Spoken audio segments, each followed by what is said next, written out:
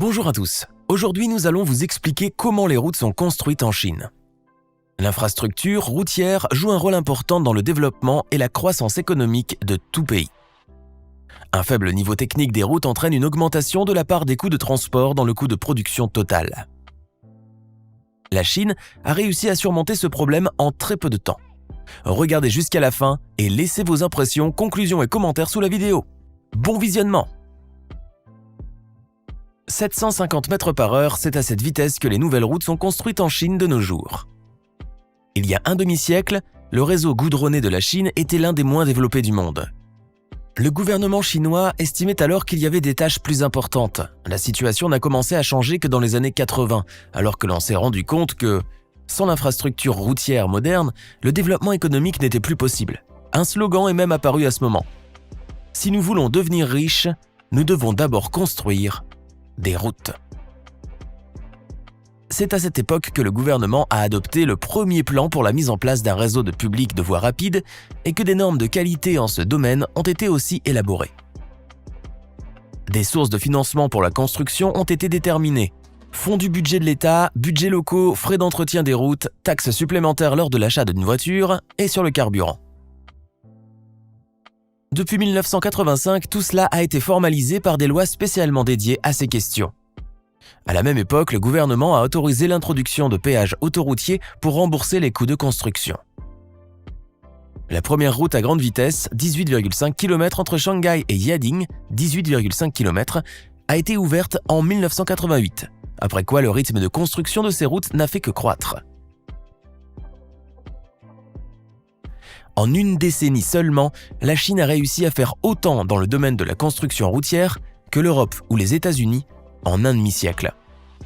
En plus d'accroître la qualité d'ensemble du réseau routier, la construction de ces autoroutes a permis à une industrie arriérée, dont les principaux outils de travail demeuraient alors la pelle et la brouette pour des millions de travailleurs mal payés, d'atteindre un niveau de développement moderne. D'importants producteurs d'équipements routiers sont apparus et la construction d'autoroutes à haute vitesse se poursuit à un rythme fantastique. Au début du XXIe siècle, la longueur totale du réseau dépassait 10 000 km. En 2002, elle atteignait déjà 20 000 km. Et en 2008, 60 000 km. En 2017, la Chine occupait la 3e place mondiale en ce qui concerne la longueur de son réseau autoroutier, avec plus de 4,8 millions de kilomètres. Aujourd'hui, la Chine compte 300 000 ponts, dont 1 millier font plus d'1 kilomètre de long. Au fait, sur les 7 plus longs ponts du monde, 7 sont en Chine. Le pont de Donghai est souvent cité en exemple. Pour permettre au port de Shanghai d'accueillir les grands navires, un port spécial a été construit sur l'île voisine, vers laquelle une route à 8 voies a été construite depuis le continent sur un pont de 32,5 km de long. La construction a duré 3 ans, au cours desquels le pont a été construit, équipé d'un revêtement et d'un éclairage de haute qualité.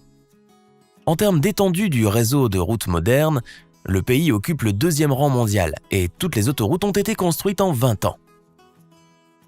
Dans ce domaine, les Chinois n'ont rien inventé de nouveau.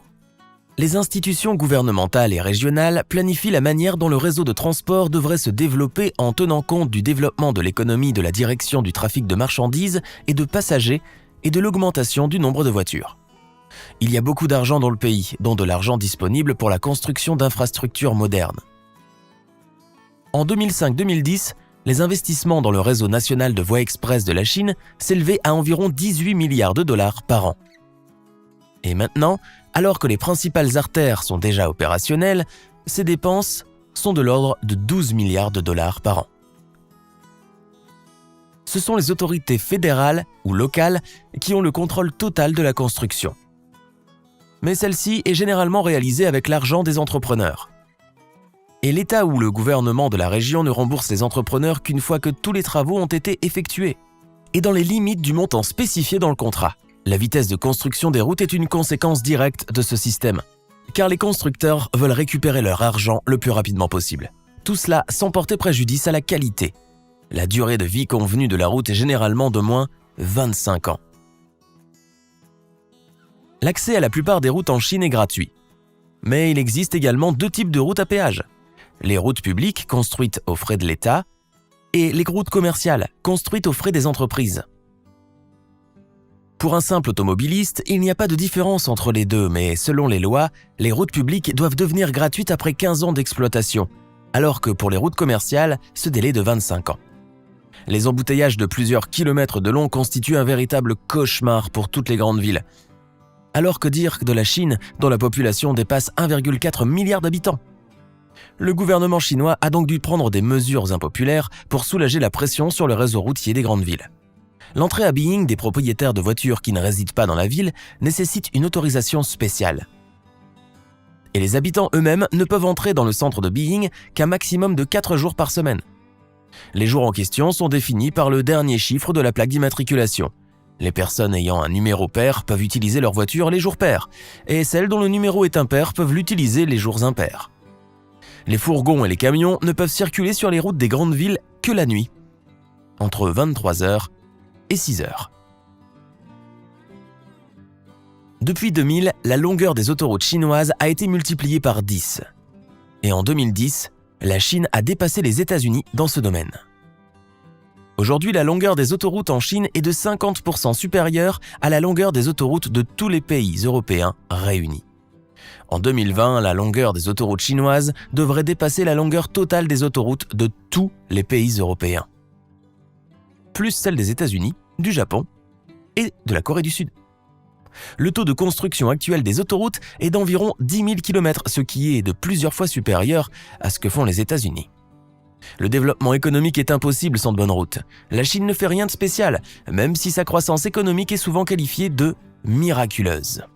Un programme d'État intelligent, appuyé par un système de pénalités et d'incitations adéquates et des sources de financement stables, voilà les ingrédients de la recette du succès de la Chine dans le domaine de la construction routière.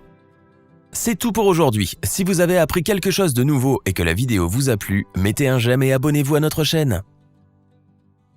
À très bientôt.